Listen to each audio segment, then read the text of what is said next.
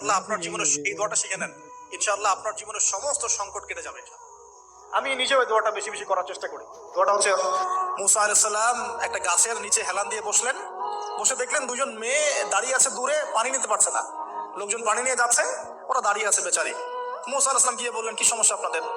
তারা বললেন যে আমাদের বাবা অনেক বৃদ্ধ মানুষ, আমরা পানি নিতে পারি না যতক্ষণ না আমাদের কম পানি নিয়ে চলে যায়। মুসা আলাইহিস সালাম একটু বললাম না, ফিজিক্যালি খুব স্ট্রং ছিলেন, থাকে না বডি বিল্ডার, সামনে গিয়ে কথা বলে সরো পানি নিতে দাও, তখন মানুষ একটু মূল্যায়ন করে না। তো মুসা আলাইহিস সালাম এভাবে পানি নিয়ে দিলেন এবং বাছুরদেরকে পানি পান করালেন, করিয়ে গাছের নিচে এসে বসে আছেন। বসে বসে তিনি দোয়া করছেন, এই যে দোয়াটা তিনি দোয়া করছেন, রব্বি, একটা নেক কাজ করলেন, নেক কাজ করলেন না, মানুষের উপকার করলেন, নেক কাজ করে এসে গাছের নিচে বসে দোয়া করছে, আল্লাহ এখানে তো আমার খাবার পানি বাসস্থান কিছুই নাই, আমি কি করব?